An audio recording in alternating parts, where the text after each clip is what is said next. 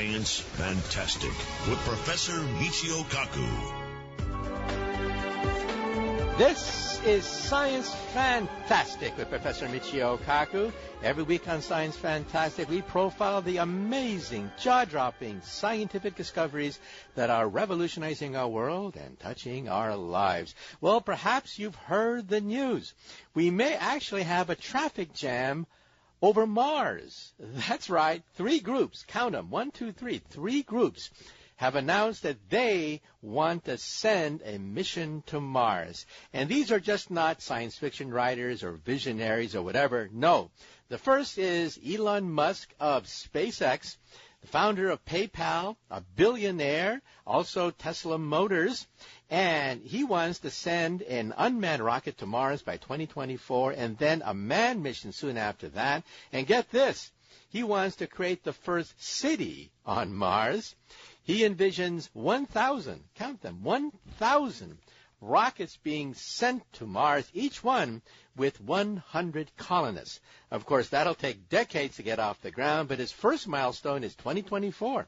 And then, not to be outdone, Boeing Aircraft has said, not so fast. We want to send a mission to Mars because we're going to build a rocket. We're going to build a rocket that takes us to Mars.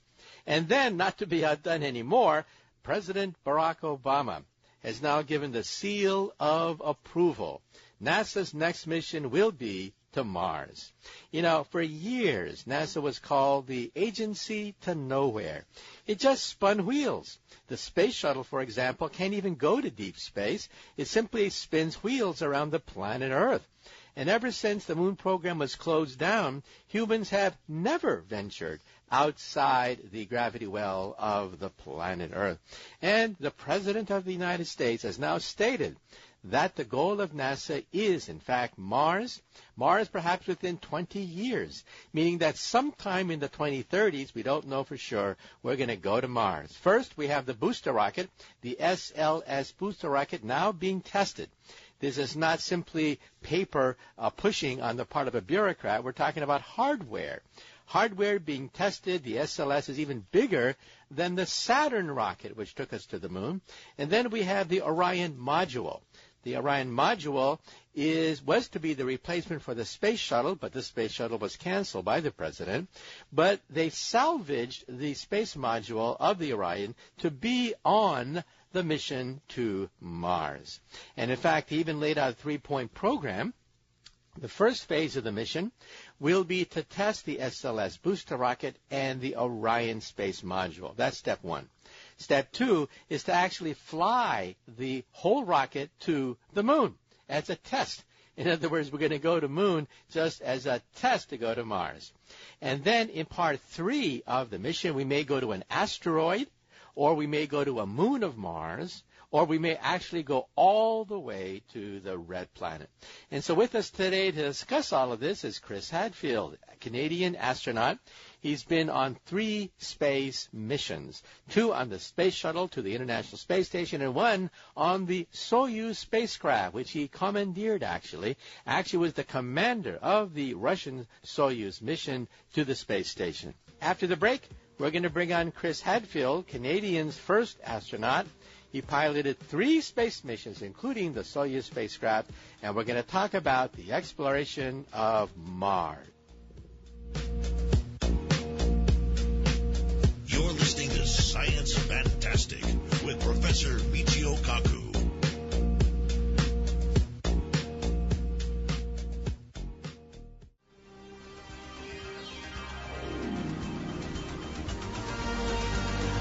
Welcome back to Science Fantastic with Professor Michio Kaku. We're going to blast into outer space with Chris Hadfield, the first Canadian into outer space. He was actually on 3 space missions, and everyone is talking about Mars. President Barack Obama has recently stated that, yes, Mars is the goal. In fact, in 20 or so years, we don't know for sure, we expect to have the first manned mission to the red planet. So with us today to talk about all the joys and tribulations and dangers of space travel, travel is Chris Hadfield. Once again, he was the first Canadian to go into outer space. He spent 35 years with the military in the space program. He's been on 3 space missions, 2 on the American space shuttle and 1 commanding the Soyuz space capsule. So, Chris, glad you could be on Science Fantastic. My pleasure, Michio. Nice to be talking with you. Okay, first question is, how did you as a youth first get interested in science? Well, I started with science fiction, I think, like a lot of people. I read Arthur C. Clarke and Edgar Rice Burroughs and all of the fantastic mind-stretching ideas of fiction, and then not just the books, but images with movies like 2001: A Space Odyssey, and then, of course, Star Trek on television.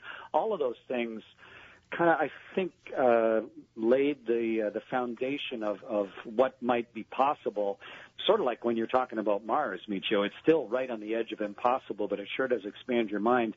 But it was the reality of space flight that really got me interested when the very first human beings were flying in space, and then the seminal moment when the first 2 people walked on the moon. I was a kid just about to turn 10, and watching Neil and Buzz put their footprints in the dusty gray surface of the moon. That's really what got me hugely interested in space flight and all of the science that goes along with it.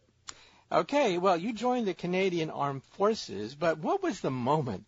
What was the moment that you said to yourself, I just don't want to fly planes in the atmosphere. I want to go rocketing into outer space. Was there a moment that finally tipped you over to become an astronaut? Yeah, it was July 20th, 1969. I know the exact moment. It was sitting in a living room with, a living room packed with people, all watching that first moon landing. And it was really that idea. You know, I'm from Canada. We didn't have astronauts at the time. We didn't have a space agency. But to see something impossible happen, to see something that had never happened before suddenly turn into a reality, to me, that was like a door opening, and it made me realize that if you work hard enough and if you develop enough skill and competence, that you can help be part of a group of people that make impossible things happen. And so, even though I knew it was an immense long shot, I decided that night that that's what I want to do, and that's why I went to the 4 different universities and why I became a test pilot and did all the other things that I did. It was always within the back of my mind that maybe, just maybe someday, in addition to all these other things that I'm doing, there may also be the opportunity to fly in space. Okay, well, sometimes young kids email me and they say, well, what are the concrete steps that you have to take to become an astronaut? You have to get a college degree? Do you have to write to NASA? Do you have to be a scientist already? You have to be a jet pilot? I mean, how do you do it? Do you write a letter to NASA? What's the process? Yeah, it's 3 main things, Michio, for anybody who's interested in someday flying in space. Number 1 is you need a healthy body, just because it's such a demanding physical job, and it lasts a long time. So you need, before anyone's going to sign you up to be an astronaut, they want to make sure that you're going to stay healthy through the duration of your career. So if you're thinking of it, number 1, it's something completely personal, and that is take care of your body, exercise a little bit, eat reasonable food. Number 2 is no matter how you want to fly in space, you're going to need to prove that you can learn complicated things. And you don't know what they're going to be. After I was hired as an astronaut, I had to learn to speak Russian and then learn to fly, as you mentioned in the opener, learn to fly as the pilot of a Russian spaceship in Russian. So you want to hire people that have shown a proven ability to learn. And so the way we do that is advanced technical degree. And it does, we've had astronauts who are veterinarians, polymer chemists, politicians, right? Engineers. And so at least a master's degree or potentially a PhD. And then the third is a proven ability to make good decisions. So not just a healthy student, but someone who's gone out and worked and managed programs or become a pilot or a deep sea diver or a medical doctor or something where you can show that you can repeatedly make good decisions when the consequences matter. Those are the 3, if you're building a little step stool of how to get yourself noticed by a space agency, health, education, and proven decision-making ability. That's kind of the three main legs of it. And then once you have all that, then you can start writing to NASA or SpaceX or whatever space agency and say, hey, this is who I am. These are my qualifications. And then every so often, NASA will hire a new class of astronauts. They're hiring a new class right now, but 18,000 people applied for probably 8 or 10 positions. So it's still intensely competitive. Okay. Now, let me ask you a question, because on your third space mission, you actually commanded the Soyuz spacecraft, and you speak Russian. So let me ask you a question. What are the differences between being an astronaut and a cosmonaut? Are there any differences at all? What is the difference in the hardware and the training? And what are your basic thoughts? Well, the fundamental difference is really just language. Cosmonaut, it's the Russian word for astronaut. Cosmos and astro or space, it's just a linguistic thing. In France, they're spationaut, and in China, there's something else, of course, in Chinese language. So it's just, it's mostly a linguistic thing. The actual job is very similar, no matter who you're flying with. It's focus on understanding the equipment. Like, as you say, I was the pilot of a Russian Soyuz, and then commander of the International Space Station, and it's an overwhelmingly complex technical job to understand those vehicles. They're the most complex vehicles we've ever built. The International Space Station, the Space Shuttle, hugely technically daunting.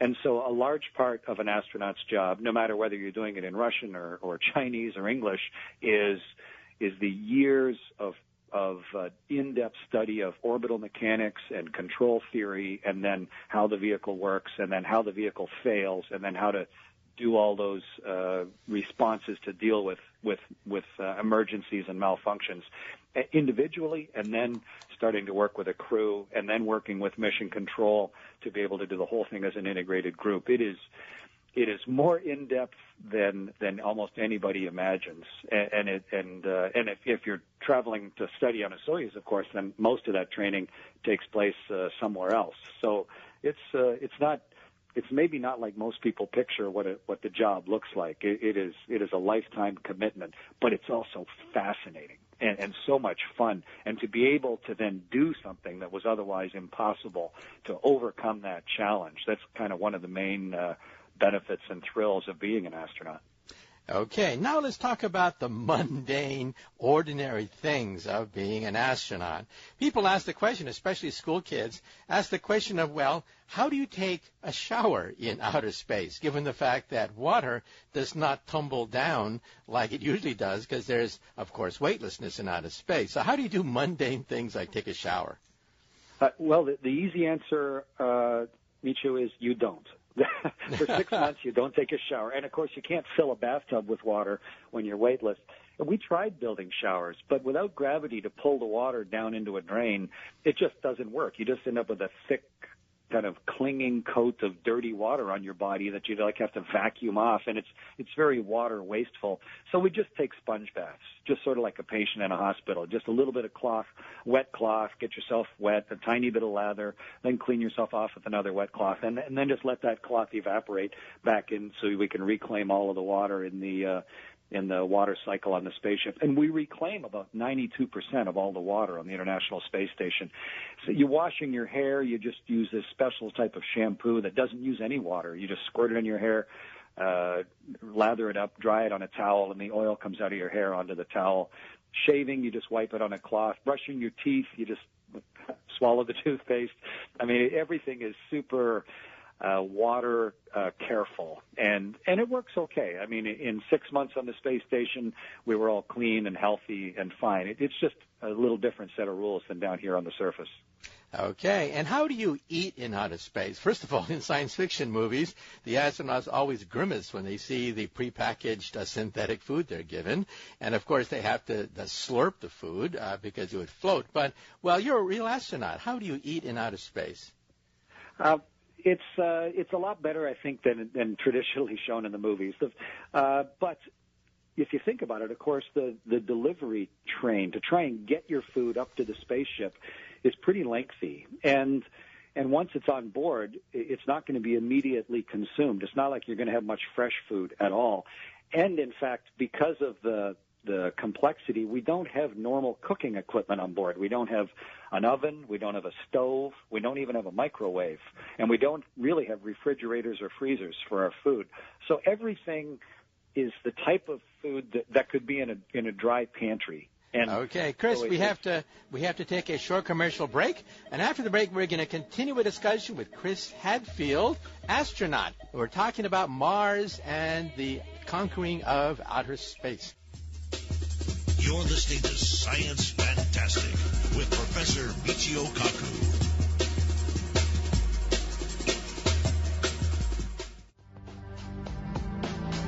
You're listening to Science Fantastic with Professor Michio Kaku.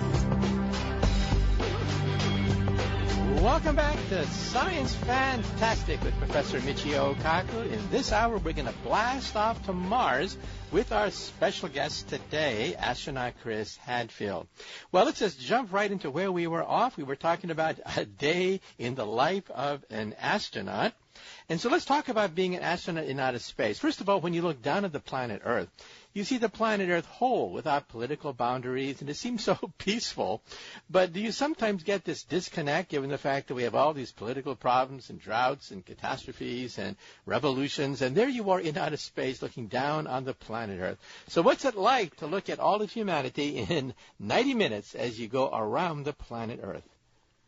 I think, Michio, it's the people on the surface that get more disconnected because they get so wrapped up in local events, they forget that the rest of the world exists. And so you tend to think that your street or your suburb or your town or whatever, that that's the only real one that counts or matters. Whereas on board a spaceship, you go around the entire world 16 times a day. You see the entire planet constantly, and everybody on it, all 7.5 billion people. And you get a real sense of the shared nature of it and the fact that we're all in this together, and a constant, unfiltered visual reminder of where we all live, and the fact that that so much of our poor decision-making is because people only think locally. So I really think the perspective we get from a spaceship is a really key one for us to make good decisions, and also for the inherent survival of our species and the planet itself. Now let's talk about the dangers, the downside of being an astronaut. First of all, radiation. You are way above most of the atmosphere, and I understand that you can actually see cosmic ray flashes in your eyeball. Could you elaborate?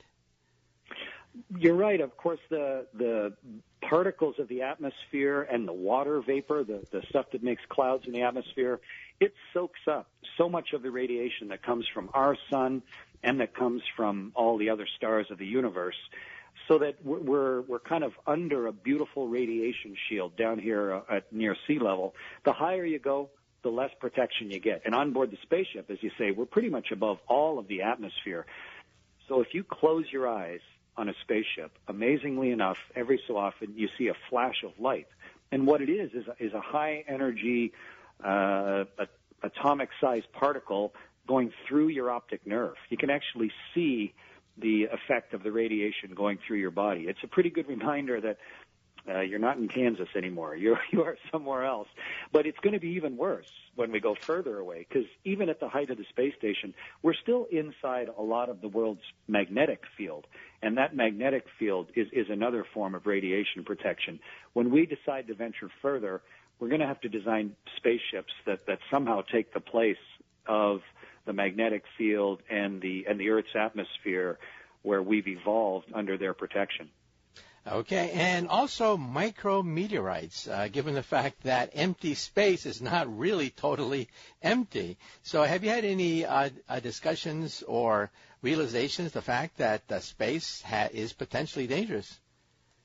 Oh, it's funny that you say micrometeorites. We're more concerned about the macro meteorites than the big ones. The space station gets sandblasted by little tiny particles all the time. And if you just sit quiet for a minute, you can hear them hit the space station like a little ricochet, because you're out in the openness of space. And the Earth gets hit by 50 tons of meteorites every day. 50 tons a day hit the Earth, and every ounce of that comes through the orbit of the space station, of course. So some small percentage of them hit the space station. And so that's a definite risk. There is the risk that one of the pieces will be big enough that our armor won't protect. We have a tiny little bit of armor on the station, but we worry about it, and we practice in case you have a hole punched in to deal with loss of pressure and depressurization. It's one of the risks that astronauts face. Okay, let's take another short commercial break. Once again, you are listening to Science Fantastic with Professor Michio Kaku. When we come back, we'll talk about Mars. What is it like to spend 2 years in outer space going to the red planet? This is Science Fantastic.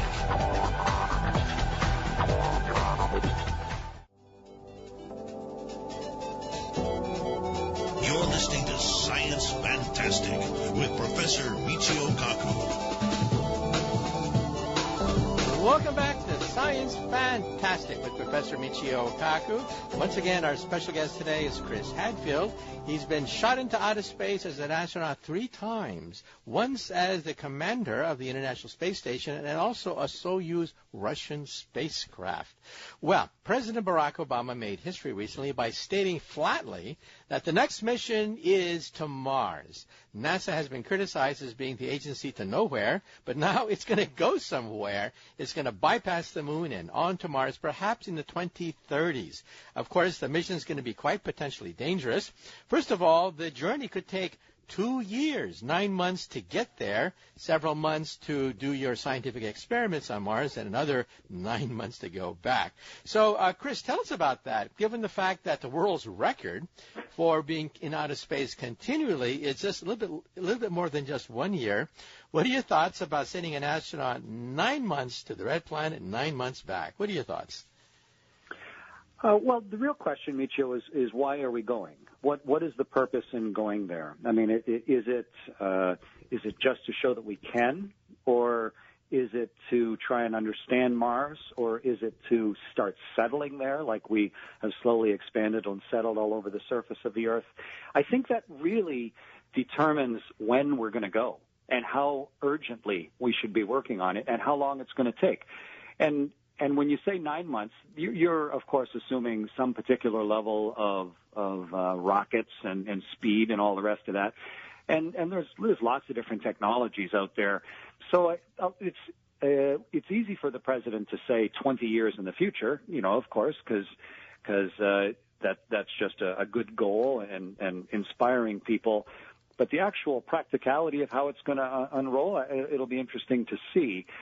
But we're all going to spend 9 months somewhere, or 6 months somewhere, or whatever. It's not that crazy or different to think that you might spend 6 months or 9 months on board a spaceship. We're all going to be on board something for that period of time. You just need to choose the right people. You need to give them the right training. You need to give them the right purpose, so that they feel that their time is valuable and what they're doing is worthwhile, and then give them a reasonable level of expectation of success and safety, that they know it's not going to kill them in the process. And I think with that combination, there will be an unlimited number of people that'll be volunteering to go. And I don't know how you would feel, but I would love the opportunity. Okay, now let me ask you about the psychology of being cooped up in a space station or in a capsule going to Mars. There's, of course, no psychological, or maybe there are. Let me ask you that question. Is there a psychological matching of astronauts? Because what happens if you're matched with an astronaut that gets on your nerves? There you are, stuck with this astronaut for maybe 2 years, and he, eats crackers in bed or snores, or something happens that grates on your nerves. What happens then? Because you're cooped up for a long period of time. Any thoughts? Well, cooped up, a lot of people feel cooped up in the middle of New York, or they, cooped up is a mental thing. If you have the entire universe in your window and you're on your way to a new planet, you could look at that as the ultimate freedom. It's kind of a personal decision. And then for crew selection, they don't just choose us and then, throw us together on a spaceship where we meet or something. The selection to choose astronauts tries to choose people with the right natural psychology. And then you're selected years and years in advance of the time you would go because the training is so intensive. And so you'll train with your crew probably for 5 years before you go to space. So there's a huge amount of time to develop all of the interpersonal skills needed in order to successfully do a mission like that. And so you definitely you treat the psychology just as seriously as you treat the technology and the science on board. Okay, let's take another short commercial break. Once again, you are listening to Science Fantastic.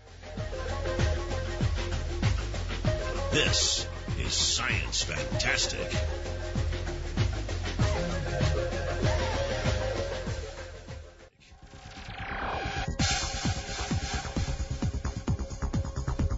Welcome back to Science Fantastic with Professor Michio Kaku. In this segment, we're talking about Mars and the exploration of outer space with Chris Hadfield. You've been probably following the headlines. First of all, Elon Musk, the head of SpaceX, founder of PayPal and Tesla Motors, has announced that, yes, he is sending his fleet of ships to Mars. By 2024, he wants the first unmanned Falcon X SpaceX rocket to go to Mars. And then after that, he wants to send a piloted mission to Mars. And after that, he envisions 1,000 rockets being sent to Mars, each one with 100 colonists to create the first city on Mars. Of course, that goal is many, many decades away, but he's laid it out. 1 million inhabitants on the first city to Mars. And then Boeing Aircraft jumped into it and said, now, wait a minute, we don't want Elon Musk to get all the headlines. Boeing is now in the race to field rockets to go to Mars. And then NASA is now jumped in. President Barack Obama has stated that, yes, then the U.S. is now backing a space mission with the SLS booster rocket.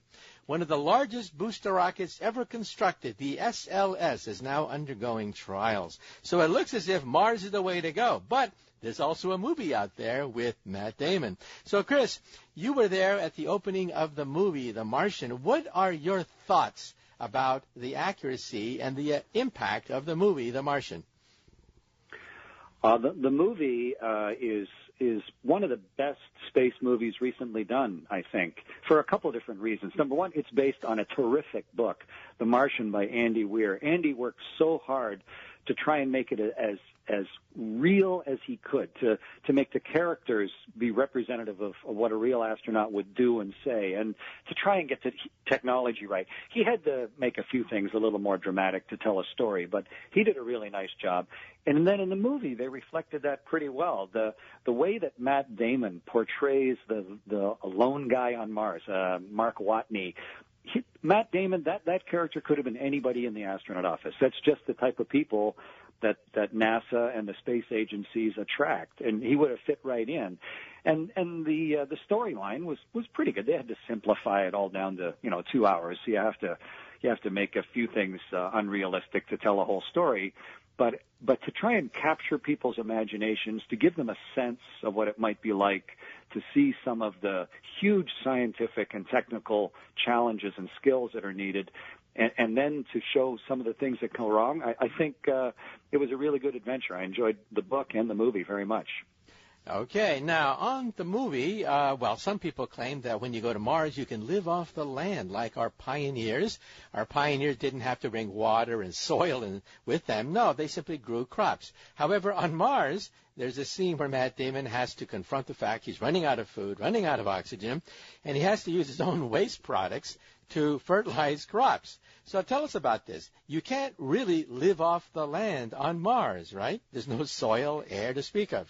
Well, it depends how you define living off the land. If you can build a structure that can keep a bubble of air inside it, then inside that bubble you can live off the land. It's harder than, of course, on Earth. The atmosphere is so thin on Mars that we would die within a few minutes if we were completely unprotected. But there's places on Earth that are that way, deep in the ocean, high in the Arctic, down in Antarctic. There's parts of the world that are pretty uninhabitable, too. The real question is, how much technology can you bring with you, and can that then set up a little bubble that would make living off the land possible, and where you're getting your electricity from. But if you can fundamentally have a place with a power source and a bubble of habitability, then yeah, we can be living on Mars. We have to fit it into everything else that's going on in society, decide why that particular exploration is important, just like the exploration that goes on all around the surface of the world. But I really think we will go from the space station to the moon to Mars, just as the natural extension of the human exploration that's been going on for the last million years. Okay, now in the movie The Martian, of course, they had a tiny space station on the surface of Mars. Some people are saying, well, the surface of Mars is so potentially radioactive and dangerous with micrometeorites and stuff that they should go underground, that they should dig a hole and live underground, protecting themselves against the deadly radiation from the sun. So perhaps the movie was a little bit ahead of its time. But, well, what are your thoughts about a day in the life of an astronaut walking on the surface of Mars where it's cold, it's below freezing, there's no air, as you pointed out, and it's quite brutal? Yeah, it sure is not going to be the life that most of us are used to here on the surface of the Earth. But if you compare it to the demands of life of some people's careers, like if you're a deep-sea fisherman and you're out in the wilds of the North Pacific, or if you're a researcher who lives at the South Pole, or one of the more extreme parts of the world, you make a lot of compromises in normal comfort to enable the ability to do your job.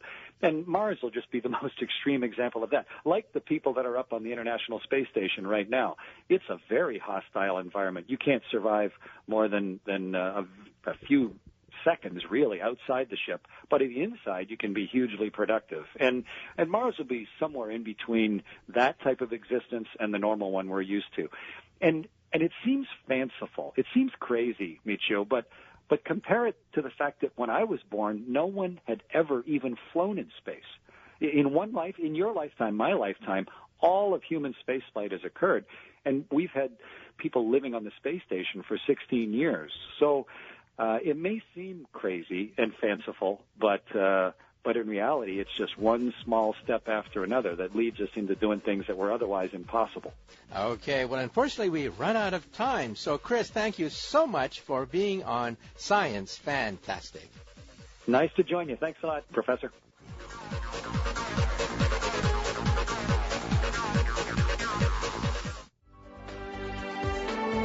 This is Science Fantastic with Professor Michio Kaku. And in this hour, we're going to throw the lines open because this hour is your hour. Let's take the first listener phone call. Dr. Kaku, this is Mike at KONA Radio in Kennewick, Washington, calling. And my question is this. I recently purchased for my stereo system a vacuum tube amplifier.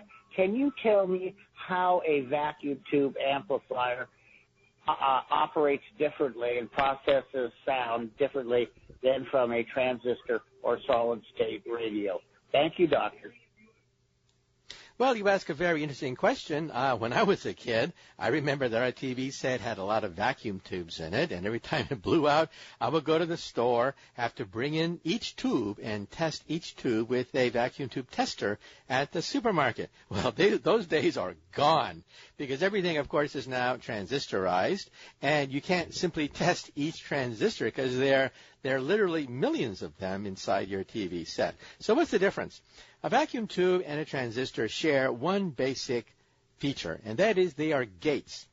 Gates which control the flow of electricity.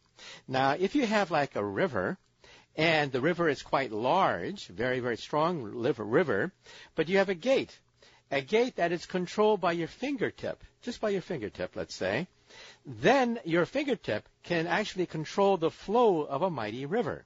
Well, that mighty river is the flow of electrons inside your TV set or whatever, and that finger that allows you to control the gate is called the transistor.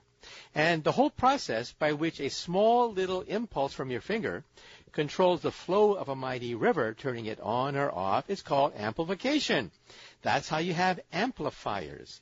And so to summarize, a transistor and a vacuum tube are nothing but gates which control the flow of electricity, allowing a small amount of electricity to control the flow of a much larger amount of electricity, and that is what an amplifier is. Now, if the two are basically the same, that is, they're both gates, what is the superiority over one over the other? Well, a transistor is superior to a vacuum tube because you can miniaturize it. You can put literally millions, hundreds of millions of transistors on a silicon wafer the size of your thumb, and yet a vacuum tube was the size of your finger. And so you immediately see the advantage of going from vacuum tubes to transistors. You can control the flow of electricity with a very, very tiny set of transistors. You can you can control the flow reliably, because vacuum tubes would blow out. That's why I would have to go to the supermarket every few months and replace the vacuum tubes that continually blew out. So you see that you can pack more transistors. Transistors are more reliable. They use less electricity, so you don't heat up the back of your TV set like with the old vacuum tubes. So you can see the enormous amount of advantages that transistors have over vacuum tubes. However, there's kind of like an anecdote to this. Years ago, it turns out that a Russian pilot defected, and he flew the Foxbat, a very advanced MiG jet fighter, to the Allies. Now, the CIA was extremely interested in this because this was the state-of-the-art Russian aircraft that was commandeered by a defector, flown to the West. Well, of course, the CIA took that Russian jet fighter piece by piece, and they were shocked, absolutely shocked. There are books that reference this, in fact. They found a lot of that, the vacuum tube, a lot of the technology that the Russians were using back then was vacuum tube technology, not transistorized technology. So on one hand, the CIA was laughing their heads off, saying, ha, we're way ahead of the Russians. But then some people said, uh-oh, maybe there's a reason why they use some vacuum technology, because if you have an electromagnetic pulse created by, let's say, a hydrogen bomb, you can wipe out the electronics in an advanced jet fighter, but vacuum tubes are more resistant to electromagnetic pulses than transistors are. And so all of a sudden the CIA said, uh-oh, maybe there's a rhyme to the reason. Maybe they are sly as a fox, that the Foxbat uses ancient technology because they actually want to create a jet fighter that is relatively invulnerable to a space-age threat, the electromagnetic pulse. Well, I think anyone that looked at this objectively would think that maybe the CIA overreacted a bit. Transistor technology is so much superior to vacuum tube technology. Okay, well, moving right along, let's go to the next listener phone call. Hi, my name is Mary. I'm from Arkansas, and I have a question about the brain. They say we only use 10% of our brain. So we have that other 90%. And they also say that we stop forming brain cells. And I was wondering that, it controls like our muscles, like you were saying about a violin, the structure in the hand. It shifted in the form of the blood vessels and, the cells and all of that. So I was wondering, if there's a way that we could actually practice being able to use areas of our mind and be able to, enhance ourselves. And I want to say I appreciate you very much. You inspire me, and I love your personality, the way you teach. You have a really good way. You're very ambitious, and I appreciate that very much. Bye. Well, thank you very much. And first of all, let me correct something. There's a very common myth enshrined in the movies, in fact. There's a movie called Lucy, which is based on the idea that we only lose 10% of our brain power. That's actually not right. In fact, some scientists have tried to track down where that piece of misinformation first came from, and apparently it came from a comic book. I remember reading the comic books in the old days where they would have a page of facts. A lot of the facts, of course, were probably incorrect or misinterpreted, but one of the facts in this comic book was that we only use 10% of our brain. Actually, with brain scans, we can measure the neural activity of the brain, and we find that the conscious brain is actually rather small, probably less than 10%. Most of the brain is unconscious because it has to regulate breathing, heart rate, sensations. Most of the time, you're not even aware of what your brain is doing. So, yes, we use all of our brain, but the conscious brain is actually in the prefrontal cortex right behind your forehead, and that is where your conscious brain is located, and only a tiny fraction of your brain power goes into the conscious brain. Now, of course, you're asking a different question, and that's the question of enhancement. Well, our brain is not a computer. A computer has, of course, software. It has a Pentium chip. It has Microsoft Word, operating systems from Microsoft or whatever.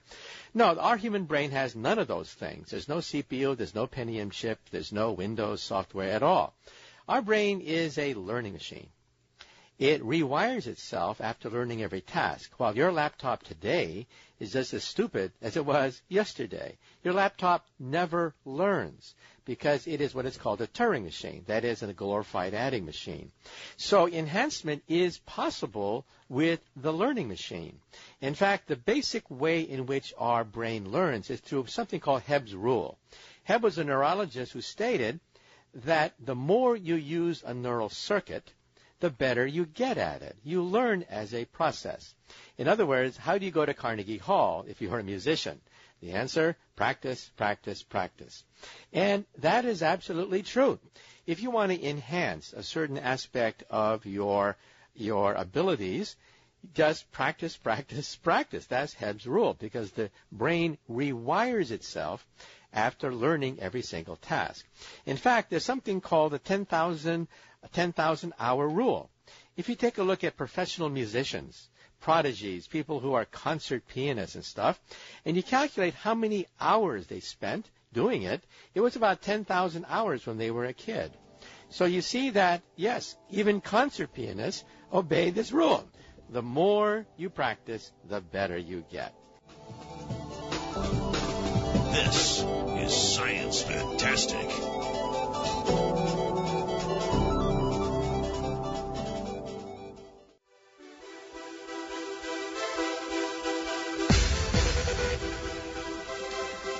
Welcome back to Science Fantastic with Professor Michio Kaku. The lines are open. Okay, well, moving right along, let's take the next listener phone call. Hello, this is Armand from Bayside, Queens. And I was wondering if one could hook up their mind to a machine and have that machine read their thoughts and project it onto a movie screen or a 3D camera system. So pretty much you're projecting your ideas into reality. Would that be a possibility one day? Thank you very much for your time and have a great day. Well, as preposterous as that may sound, the answer to your question is yes. In fact, we can even do a primitive version of that right now. We're not talking about waiting 100 years into the future. This is done at Berkeley, the University of California, where I got my PhD years ago. And here's how you do it. You put the thinking brain in an MRI machine, and the person is asked to concentrate on a picture. The picture they use, for example, is the Mona Lisa.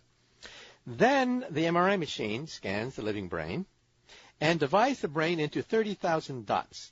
Each dot represents blood flow in that particular part of the brain. You can do that with MRI machines because they analyze oxygen content in the brain, which corresponds to the flow of blood, which in turn corresponds to the flow of electricity in the brain.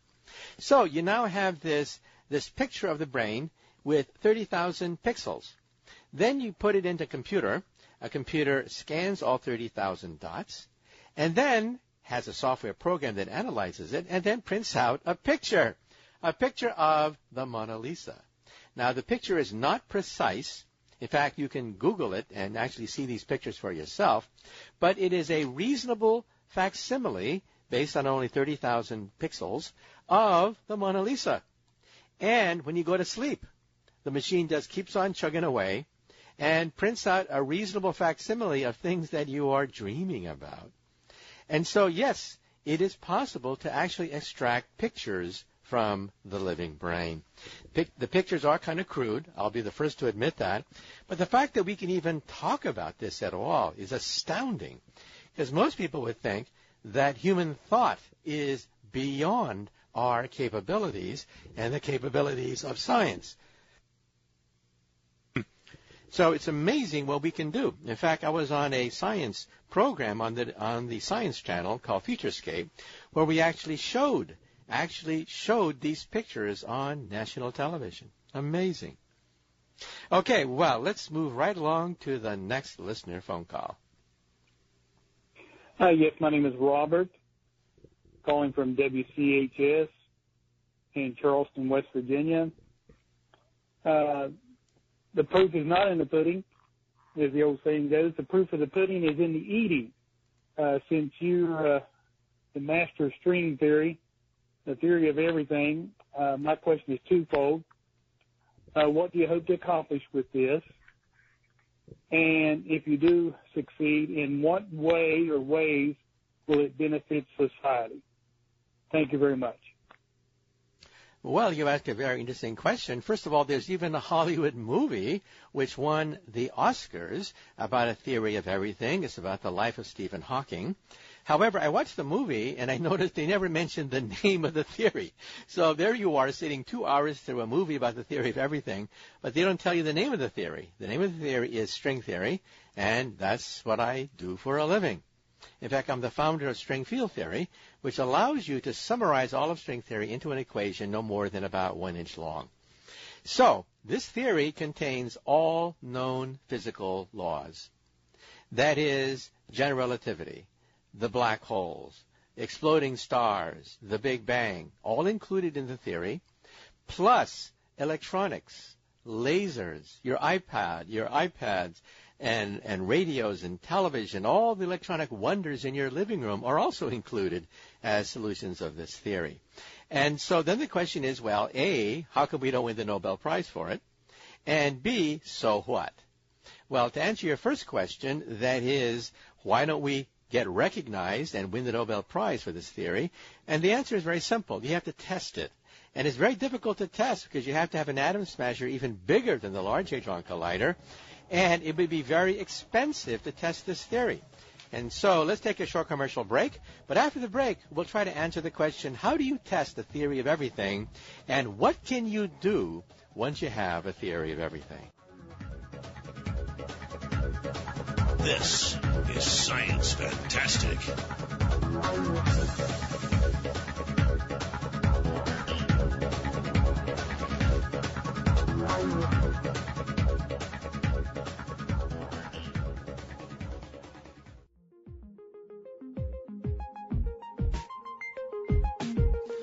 Welcome back to Science Fantastic with Professor Michio Kaku. Well, once again on Science Fantastic, we're throwing the lines open because this hour is your hour. Okay, first of all, I neglected to finish answering the previous question, so let me do that. First of all, once we have a theory of everything, a theory that can explain the Big Bang and subatomic particles and transistors and radios and the Internet, once we have such a theory, what do we do with it? Well, in the short term, we're not going to do anything at all because it's a theory of the universe. And to test it, you have to literally create an entire universe in a laboratory. But once you have such a theory, we can then begin to answer questions that even philosophers have asked about. Time travel, for example. Time travel is allowed in Einstein's equations, but we don't know how stable a time machine is. Perhaps it'll blow up when you enter it. String theory will answer that question because it doesn't blow up. It's a finite theory. So we'll be able to answer the question about whether or not you can bend time into a pretzel. Also, gateways to other stars. It takes thousands of years to reach nearby stars, so why not take a shortcut by building warp drive engines? Well, is that just science fiction? Within Einstein's theory, well, you can't resolve the question because Einstein's theory does allow for wormholes, but it doesn't say how stable they are. String theory will answer that question. Also, what happened before the Big Bang? We know very little about the Big Bang. We know that it banged. We know we don't know why it banged or why it banged in that particular way. We don't know, therefore, why the universe came out the way we did, or whether other possible Big Bangs can happen. We know nothing about that. And so string theory should be able to answer that question. What happened before creation? Why are we here even talking about that question? And why did we emerge from the Big Bang the way we actually did? So moving right along now, let's take the next listener phone call. I would like to know about Planet X. I have quite a few questions about Planet X. And its 180-day orbit. It's due back into our vision again in November. What do you know about Planet X? First of all, I get a lot of emails about Planet X or Nibiru. Some people think that there's a gigantic planet out there that's going to come barreling down our solar system and perhaps hit the Earth and wipe us out. A lot of doomsday scenarios are therefore linked with Planet X. Well, let me say right now that I've had astronomers on Science Fantastic. They've scanned the solar system, and they see no evidence of a Planet X that's going to come barreling down our way and strike us. There's no doomsday planet out there that we can see with our telescopes. However, our telescopes have revealed new objects out there that caught astronomers by surprise. First of all, there are more dwarf planets, that is, objects that are about the size of Pluto, a dwarf planet, and mainly made out of ice. And, yeah, we've noticed several of them outside the orbit of Pluto. And second of all, just recently, some scientists at Caltech, using computer simulations, have said that, yeah, there does seem to be a giant planet out there perturbing the orbits of the inner planets. It's not Planet X. It's way out there. And we're still debating its characteristics. So the short story is there's no Planet X that's going to hit the Earth anytime soon. The orbits of these objects that I mentioned have period time measured in centuries to thousands of years. And most of them are tiny, and they're in orbits that are not going to intersect with the planet Earth. There is a wild card. There's a new planet out there discovered by Caltech astronomers. However, again, we don't think it's going to hit the Earth anytime soon. So, personally, I wouldn't worry about it. Okay, well, moving right along, let's take the next listener phone call. Hello, Professor. My name is Scott from College Station, Texas. And I was wondering, I heard you speak previously about multiple dimensions in some of your research, and was wondering how you tied in evolution and the theory of how some things may come out of nothing, paralleling with all other dimensions as well. Thank you.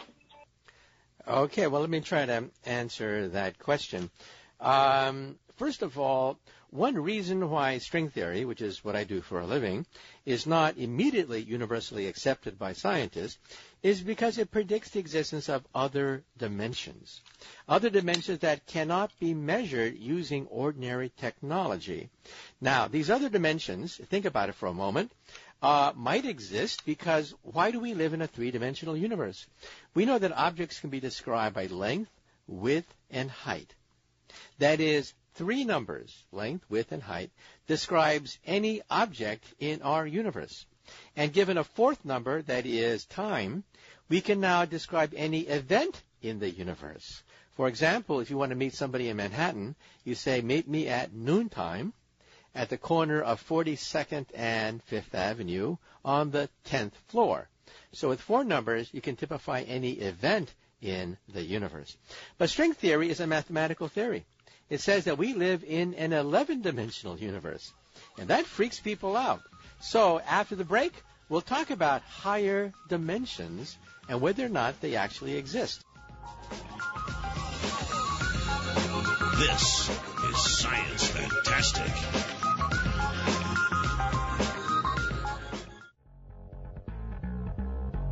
You're listening to Science Fantastic with Professor Michio Kaku. Welcome back to Science Fantastic with Professor Michio Kaku. Once again, the lines are open. This hour is your hour. Well, before the break, we had another call who talked about higher dimensions. Yes, I work on something called string theory. Yes, we think it goes beyond Einstein. We think it is the theory of everything, which was the basis of a Hollywood movie starring Stephen Hawking. And then the question is, well, what's wrong with the theory of everything? Why don't we recognize that it is the theory of everything? One thing that puzzles many physicists is that it predicts that the universe has more than 3 dimensions. There are other universes out there. And that upsets some people, quite frankly. However, it does seem to fit the data. We realize, for example, when you look at the Big Bang, the largest atom smasher of all is the creation of the universe. And when you look at the Big Bang very carefully and analyze the data, you realize that it seems to be a theory which fits the predictions of inflation. That is a very rapid expansion of the universe. But inflation theory predicts that it can happen again and again and again. So that our universe is a bubble that can peel off other baby universes. A bubble that can actually collide with other universes, giving birth to yet more universes. And we call that theory the multiverse. And so string theory gives you a bizarre prediction, a prediction that perhaps we coexist with other universes, that Big Bangs happen all the time, like in a bubble bath. So think of a bubble bath, and our universe is nothing but one bubble among a bubble bath of universes. Now, of course, to prove the theory is quite difficult. We want to have satellites like LISA, the Laser Interferometry Space Antenna, that may give us clues as to the universe before the Big Bang. Now, of course, LISA has been delayed. It means that we're going to have to wait until we can actually do this.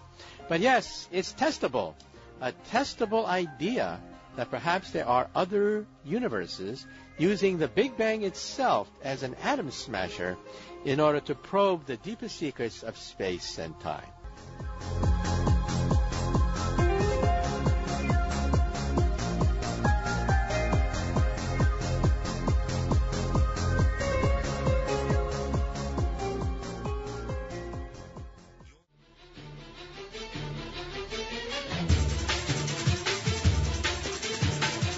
Welcome back to Science Fantastic with Professor Michio Kaku. Once again, the lines are open. Okay, once again, let's continue our discussion, and let's have the next listener phone call. Hi there, my name is Barry, and I just heard your theory, I guess, that the universe is expanding, and that if we're going to get cold because we don't have any light, do we get light from the other galaxies, or do we just see the other galaxies? I mean, don't we get our light from the sun? Is the sun going to pull away from the rest of the solar system? Of course, then there wouldn't be a solar system, would there be? I just don't understand what you're trying to say, and it doesn't sound valid. Help me out. Okay, well, you ask a very interesting question about the end of the universe. Now, Einstein's theory predicts that there was an explosion which created everything you see around you. However, Einstein's equations keep on going. They don't stop. They keep on going into the future, billions, trillions of years into the future. After an unimaginable amount of time of an expanding universe, the galaxies are so distant and stars have died out that the universe becomes totally black as a consequence. We're still in the era where we still have stars that light up the universe, but stars themselves don't last that long. Our sun, for example, is middle-aged. It's about 4.5 billion years old. It'll have a total lifespan of maybe 10 billion years, so it's middle-aged. And over a trillion-year process, we're talking about even small dwarf stars, which live longer, eventually blinking out. And then over a period of maybe 100 billion years, we'll have a universe full of dead stars, neutron stars, and black holes. And then even beyond that, trillions upon trillions of years, even the black holes will exhaust their energy. And by that time, the universe will be so big and the stars will be so old that the universe will become black, and it'll be very cold as a consequence. Things will freeze to death. Temperatures will reach absolute zero, which is the absolute lowest temperature you possibly can have, where even machines cannot function. Cells, life, machines, everything we know it ceases to move at that point. My point of view is that once we reach that point of the big freeze, we should perhaps leave the universe. Leave the universe because there perhaps are neighboring universes which are younger and warmer. And, of course, this borders on science fiction, but it is within the laws of physics that one day, perhaps trillions of years into the future, our descendants may simply give up on our universe, leave our universe in a dimensional lifeboat, which I describe in my book, Parallel Worlds, by the way, if you want to see a description of this machine, and go to another universe which is warmer, and then we can begin the process of messing up that universe as well. Okay, well, let's move right along to the next listener phone call. Hello, my name is Paul Dans, and I'm calling from Claremont, New Hampshire, station NTK. And my question for you, sir, is it possible that we might be able to develop a vaccination against addiction? Thank you. Okay, well, the short answer to that is there's no vaccine in sight for addiction. If you get my latest book, The Future of the Mind, I actually talk about addiction and how is it that certain chemicals can hijack our dopamine cycles, and that's how addiction works. Addiction is involved with the chemical dopamine, which is released when you, quote, get high. And at the present time, we have no immediate way of dealing with it. First of all, vaccines are good against germs, like, let's say, viruses.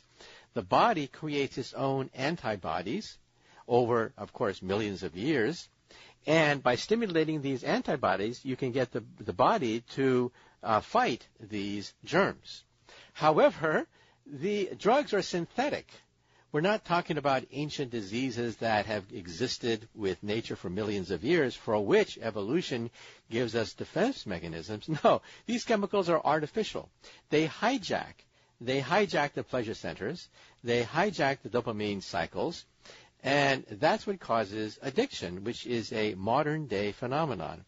In fact, if you get, for example, rats hooked on alcohol, yes, you could have alcoholic rats. You can actually get animals addicted to these chemicals because these chemicals, by and large, are synthetic, that is involved in addiction. And so I discuss addiction, what is known about it, but at the present time, we have no way of being able to dampen the fires of addiction because addiction actually hijacks some of the biological mechanisms of the body, especially those chemicals that are involved in the pleasure cycle.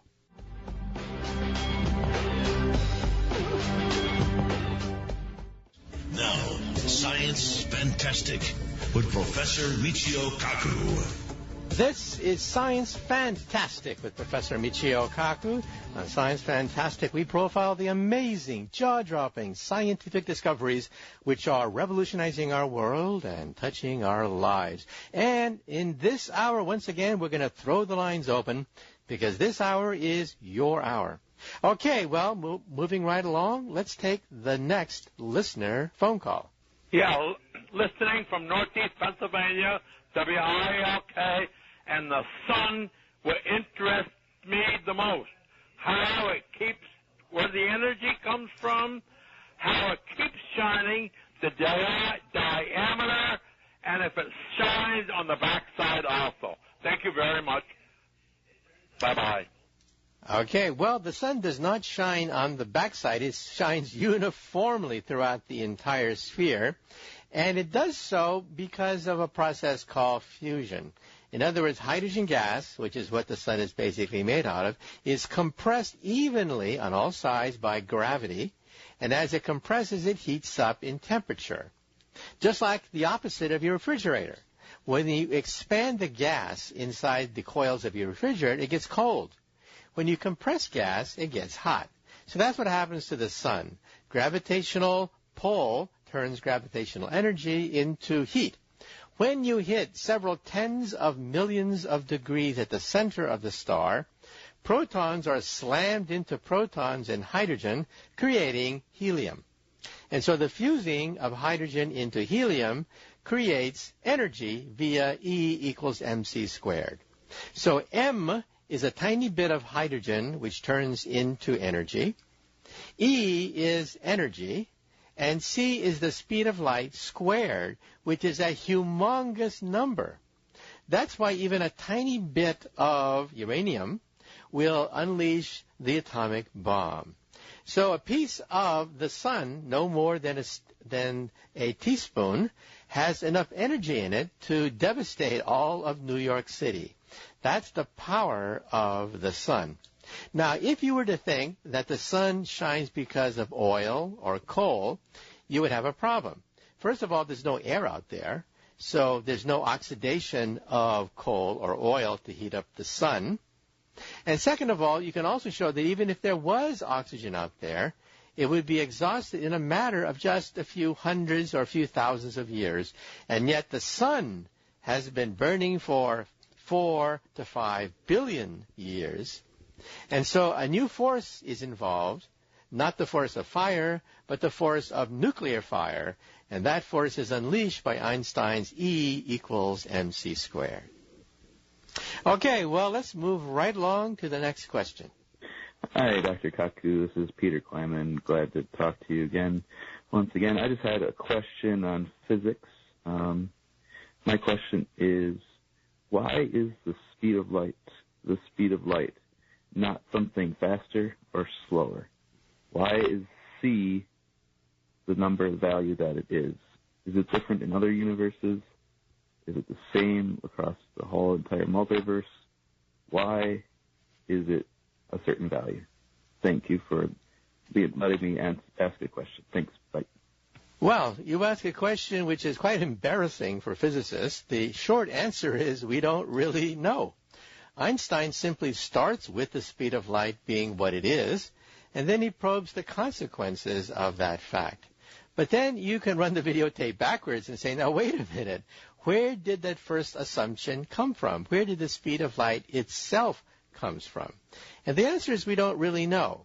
However, in our universe, we think that the speed of light is a constant, just the way Einstein predicted. When we look at radiation, light radiation coming from the distant galaxies at the very edge of the visible universe, we find that the laws of physics and the laws of optics are the same, exactly the same. We don't see any difference at all. So this distant galaxy could be next door, and the radiation that we get from them would be very similar. And so we see no change in the laws of physics in this universe.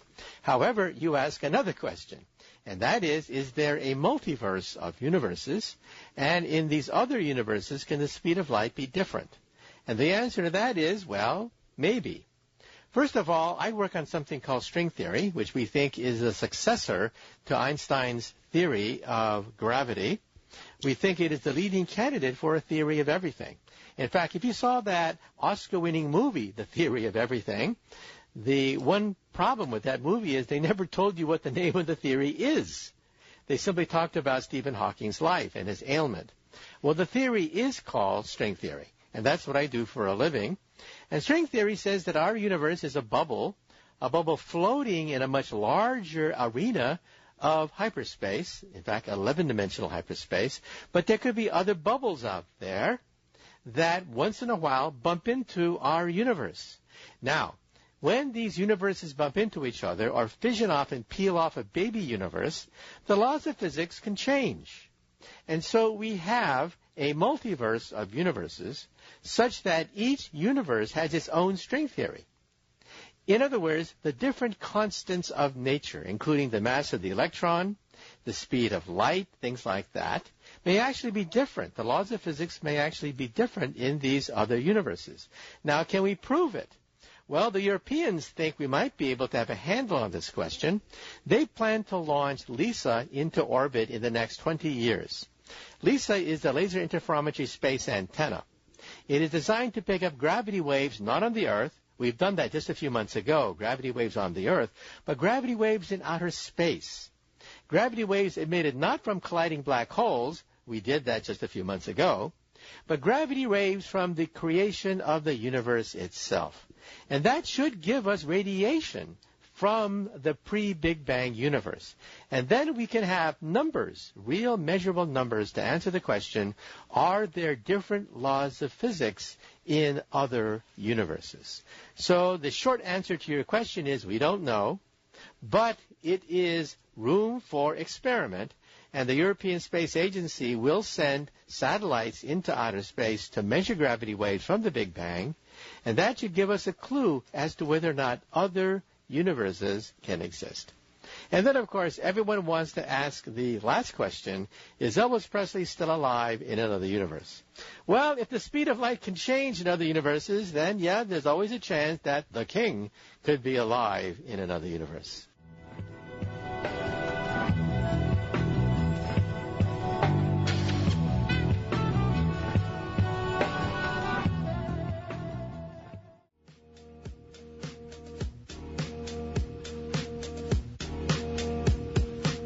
Welcome back to Science Fantastic with Professor Michio Kaku. The lines are open.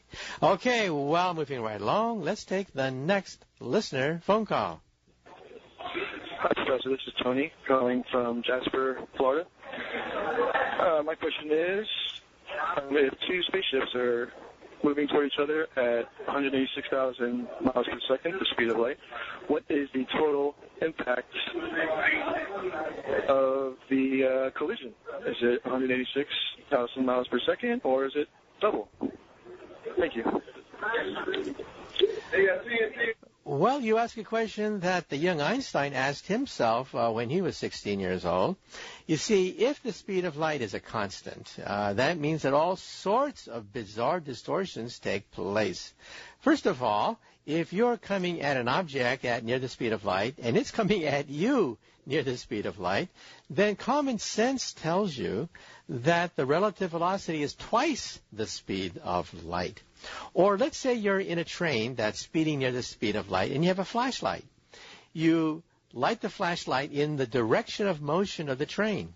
Since the train is moving at the speed of light, and the light bulb is emitting light at the speed of light, then an outside observer would say that the light beam is moving at twice the speed of light. Wrong. We've done this experiment. It is always according to Einstein's theory. Velocities do not add. That's the simple question. In fact, there's even a mathematical formula that shows that if you're moving at the speed of light or near the speed of light, and you're moving in a train that's moving near the speed of light, the sum of the two is not twice the speed of light. You have to divide by a certain relativistic factor. Now, how is it possible that an object can seemingly have two different velocities depending upon who measures it? And the answer is that a man inside a rocket ship, his brain slows down relative to somebody looking at the rocket ship. So let's say you have a rocket ship traveling near the speed of light, and you turn on a flashlight. By rights, the flashlight should be going at twice the speed of light, but it isn't. It always moves at the speed of light. Now, you may tear your hair out saying, how's that possible? And the answer struck Einstein in a streetcar in the spring of 1905. He was thinking about the clock tower, the famous clock tower in Bern, Switzerland, as the streetcar was leaving, and he asked himself a question. If this streetcar were moving at the speed of light, what would I see when I looked at the clock tower in Bern? Then he got it. He said that a storm broke in my mind. And that is, the person inside the train, his brain slows down because time itself slows down in the rocket ship. Every time he tries to measure things, it always comes out that the speed of light is exactly the same, no matter if the light beam is moving toward you, the light beam is moving away from you, or the light beam is moving at an angle with respect to you. Now, that violates common sense. Everything in your fiber, everything in your experience tells you that velocities add. Well, wrong. the universe does not believe in your common sense. The universe says, nope, that's not true. The speed of light is a constant no matter how you measure it in any frame. And we've done this. Time and time again, we've sent rockets, ships into space, airships. Each time, the speed of light comes out exactly the way Albert Einstein said. In fact, your GPS system in your cell phone, in your pocket, depends on this. If Einstein were wrong, all GPS systems on the Earth would fail, because time does beat at a different rate for GPS satellites orbiting the planet Earth. And so you say to yourself, well, that violates common sense. The answer to that is tough. Sorry about that. The universe does not obey your common sense.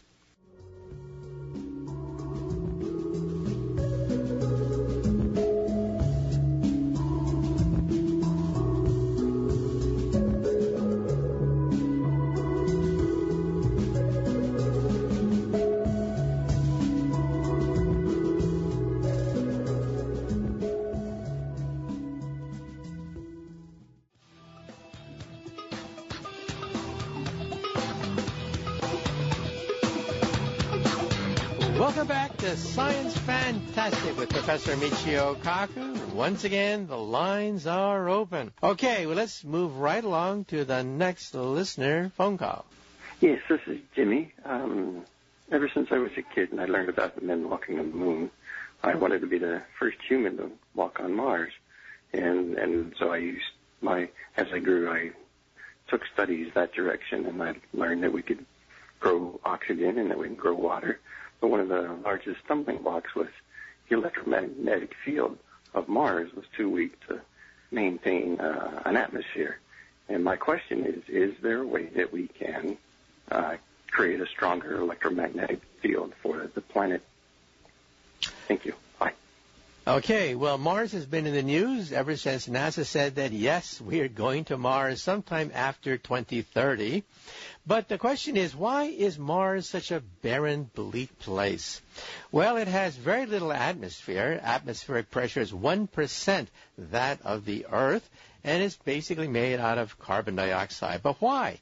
Why did Mars lose most of its atmosphere and, as a consequence, lose most of its liquid water? Because once upon a time, there were liquid oceans on the surface of Mars. And the answer you correctly pointed out is that Mars has almost no magnetic field. A magnetic field is very useful because it acts like a shield protecting you against the solar wind. The solar wind is very faint, but it buffets the atmosphere of every planet and blows a lot of the molecules into outer space. So because Mars has almost no magnetic field, it has no protection against the solar wind, which in turn blows the molecules of the atmosphere into outer space, causing Mars to lose 99% of its atmosphere. Now, let's say we terraform Mars. Let's say somehow we're able to raise the temperature of Mars and inject methane and other kinds of greenhouse gases and raise the temperature of Mars. The question is, won't we lose the atmosphere again? Isn't it basically a pointless exercise in futility to try to terraform Mars when the atmosphere is going to be blown off anyway? Well, yes and no. First of all, even if you create an unstable atmosphere of Mars, it's good for a few thousand years. So, in other words, yes, we can create, with tremendous expense, an atmosphere for the planet Mars. It would cost hundreds of billions to trillions of dollars, but it's going to be stable for thousands of years. Then, thousands of years later, you'll probably have to do it again because, of course, the atmosphere, the newly formed atmosphere, will gradually leak out. But there's also another factor involved. If you raise the temperature of Mars sufficiently, it means that the polar ice caps will begin to melt because they're made out of dry ice and ordinary ice. And as the polar ice caps thaw out, it releases more greenhouse gases into the atmosphere, which accelerates the heating of Mars. So we have another effect taking place, a runaway greenhouse effect. The warmer Mars gets, the more the polar ice caps melt, releasing more greenhouse gases into the atmosphere, which raise the temperature even more. So there is room for hope. Even though it may cost upwards of $1 trillion to initiate this process, once it starts, it generates enough heat to sustain it for thousands of years.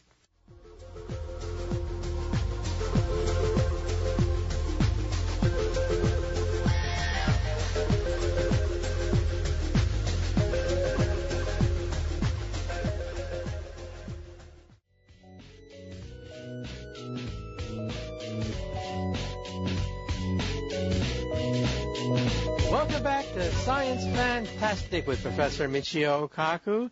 Once again, the lines are open. Well, moving right along now, let's take the next listener phone call. Hi, my name is Solomon. I'm calling from Wilkes-Barre, Pennsylvania. 103.1 FM is the station I'm tuned to. My question to Professor Michio Kaku is that in most explanation of gravity and most depiction of what gravity look like, they show us a fabric and whatever objects that are pushing down on it causing gravity.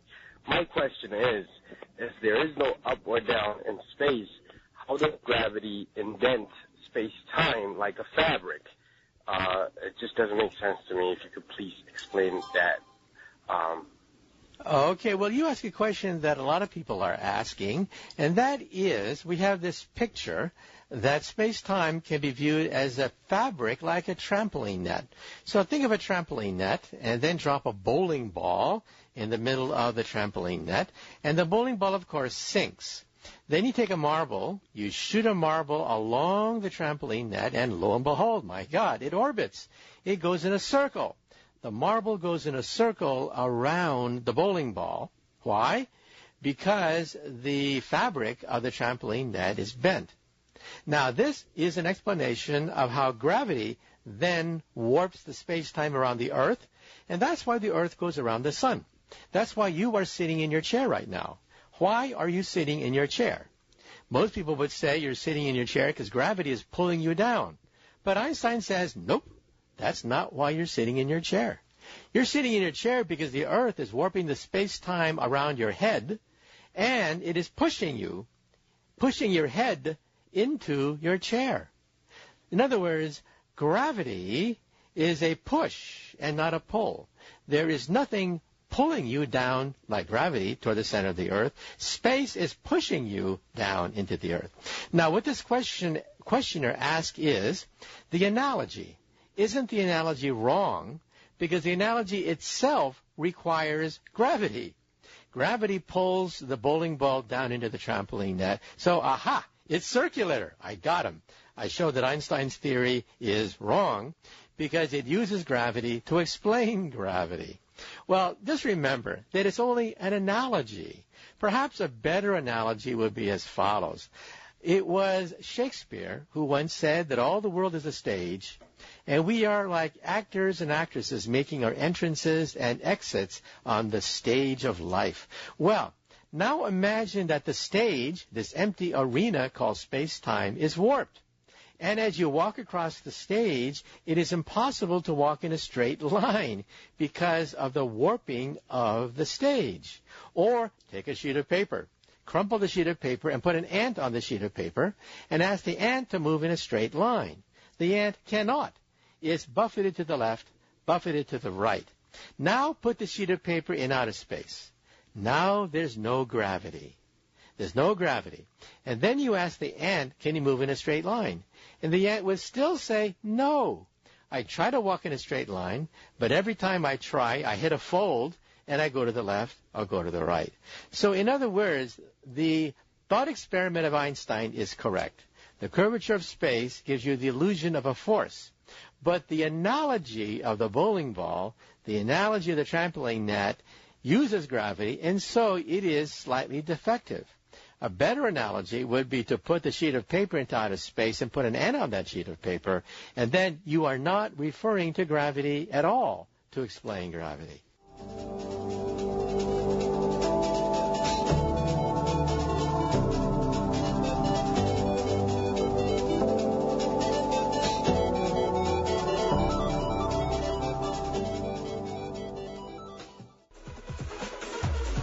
Welcome back Kaku. Yes, this is your opportunity to share your thoughts on national radio. Okay, moving right along, let's take the next listener phone call. Hi, Dr. Kaku. This is Alan from Denver, Colorado. And I had a question about life on Europa or any moon surrounding Jupiter. The question is, would Jupiter's magnetic field shield the moons from solar radiation? Because as we know, on Earth, we need our magnetic field or life couldn't exist. Would that same shield exist for the moons of Jupiter? Thank you. Well, it turns out that our space probes, as they approach Jupiter, sometimes they're overwhelmed by this barrage of radiation. Jupiter is quite radioactive. And in fact, when you turn on your TV set and you see that snow when you're between channels, especially with the older TV sets, where does that snow come from? Believe it or not, much of it comes from Jupiter. That's right, Jupiter is a gigantic creator of electromagnetic disturbances, and it also has a magnetic field. Now, as you correctly pointed out, a magnetic field can protect you against the solar wind. Think of Mars. Why is Mars a frozen desert? Mars is a frozen desert because it's lost most of its atmosphere due to the solar wind. Because Mars has no magnetic field to speak of, it has no shield to protect itself against the harsh ionizing wind that comes from the sun and blows the remaining atmosphere of Mars into outer space. So the question is now, Jupiter has satellites going around it like Europa. We think that Europa has a liquid ocean underneath the ice core. How do we know? Because of tidal forces. Tidal forces are enough to generate heat, volcanic heat, at the center of Europa, hot enough to melt the ice cover of Europa, creating an ocean. In fact, we've estimated the size of that ocean, and it's actually in volume larger than the oceans of the Earth. And the Earth, of course, is much bigger than tiny Europa. And so then the questioner asks, the comment, the solar wind, is it deflected by the magnetic field surrounding Jupiter? Well, I think what the questioner is getting at is any life form on Europa protected from the solar radiation? And to some degree, yes. To some degree, Jupiter's magnetic field acts as a shield protecting Europa. However, Jupiter itself has a tremendous spray of radiation emanating from it, and so I don't think it's much of a consolation prize. In other words, any life form on Europa will have to live underneath the ice cover because the radiation from Jupiter is quite intense. So yes, Jupiter does deflect some of the solar radiation coming from the sun, dampening the radiation that would hit a moon of Jupiter. But that doesn't mean that life forms on Europa are let off the hook, because Jupiter itself generates a tremendous amount of radiation. Okay, well, let's move right along to the next listener phone call. So my name is Tom. I'm calling from St. Petersburg, Florida, on 8:20 a.m. news. My question is regarding the phenomenal Philadelphia experiment. We've seen the documentaries. I've seen the documentaries, quite impressive. And we've seen the movies, part 1 and 2. The government officially denies the existence of time travel, but some scientific factors prove otherwise. Now, what exactly happened with the Philadelphia experiment back in 1942, 1943? So they tried to hide shit from the enemy, and they happened to get really well hidden and disappearing. Thank you. Well, you ask a question that I often get on email, and that is, what about the Philadelphia experiment? As you correctly pointed out, it's a Hollywood movie, a movie in which scientists from World War II experiment with electromagnetic radiation on a battleship and accidentally sent the battleship backwards in time. Well, let's go back to the origin of the story. It goes back to the year 1955. In the year 1955, Albert Einstein died. And it was in all the papers that he could not finish his fabulous unified field theory, the theory of everything. A theory, by the way, which I work on professionally. Well, because of that, many people speculated what could possibly have been in that unfinished theory of 1955. Then an astronomer and also a writer on UFOs receives a letter in the mail stating that, yes, he was in the Navy, and yes, Einstein completed his unfinished work. It was a misnomer in the press. He actually completed the work, and the work talked about gateways and time machines and so on and so forth, and the person says that he witnessed things disappearing because of Einstein's unified field theory. Well, that person has never been tracked down. Most people think it was, in fact, a hoax. This entire story based on one letter referring to Einstein's unified field theory. First of all, I work on Einstein's unified field theory. That's what I do for a living. We even have a better version of it called string theory, which we think is the fabulous theory of everything. Does it allow for wormholes? Yes, it does allow for gateways into perhaps other universes, perhaps gateways into the past. But there's a catch. There's always a catch someplace. And that is, you can also calculate the energy necessary to create a gateway through space and time. And it is fabulous. It is the Planck energy. It's a quadrillion times the energy of our largest machine, the Large Hadron Collider based outside Geneva, Switzerland. In other words, the letter was a hoax. It was a clever hoax because it tried to piggyback over all the press coverage given to Einstein's unfinished unified field theory. So yes, we think we can finish that theory. Yes, it does allow for wormholes, but the energy necessary to open gateways through time is way beyond anything that could have been assembled in 1943, which is when the experiment supposedly took place, or even hundreds of years into the future. Well, I'm afraid we are out of time in Science Fantastic. Good day.